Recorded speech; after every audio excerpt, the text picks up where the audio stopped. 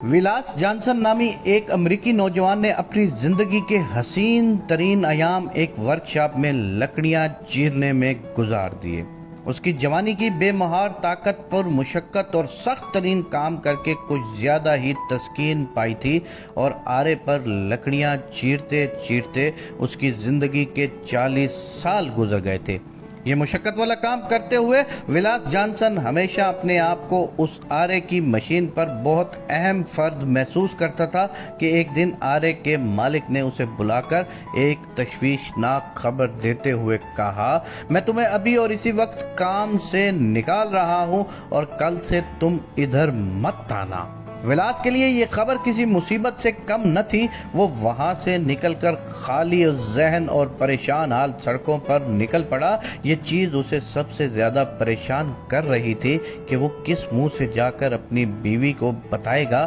کہ اس کے گھر کے گزارے کے لیے جو نوکری تھی وہ جاتی رہی، مگر ناچار شام کو لڑکھڑاتے قدموں کے ساتھ اسے گھر لوٹنا ہی پڑا۔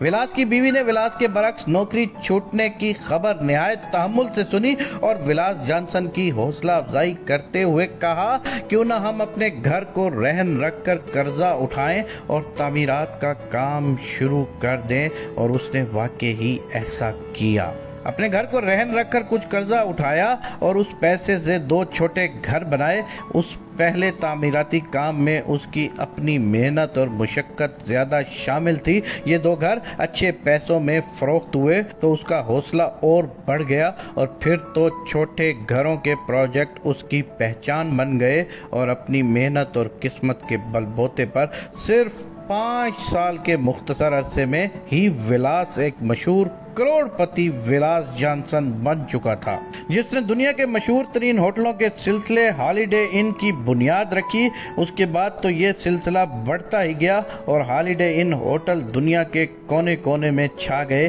یہ شخص اپنی ڈائری میں یادوں کو تازہ کرتے ہوئے لکھتا ہے کہ اگر مجھے یہ معلوم ہو جائے کہ اس آرا ورکشاپ کا مالک جس نے مجھے کام سے نکالا تھا کہاں رہتا ہے، تو میں جا کر اس کا اپنے دل کی گہرائیوں سے شکریہ ادا کروں، کیونکہ اس نے میرے لیے ایسی صورتحال پیدا کر کے بظاہر تو ایسی دردناک کیفیت پیدا کر دی تھی جس نے میرے ہوش و حواس ہی چھین لیے تھے، مگر آج میں نے یہ جانا کہ اگر خدا نے مجھ پر ایک دروازہ بند کیا تھا تو اس کے بدلے میں ایک نیا راستہ بھی تو کھول دیا تھا، جو کہ میرے اور میرے خاندان کے لیے بہت زیادہ بہتر ثابت ہوا۔ جب کبھی بھی ناکامی کا سامنا ہو جائے تو اسے اپنا اختتام نہ سمجھ لو، بس ذرا ہمت اور حوصلے کے ساتھ زندگی کی عطا کردہ دوسری خوبیوں کے ساتھ سوچو اور ایک نئی ابتدا کر لو۔ اللہ تبارک و تعالیٰ کا ارشاد مبارک ہے، مگر عجب نہیں کہ ایک چیز تم کو بری لگے اور وہ تمہارے حق میں بھلی ہو،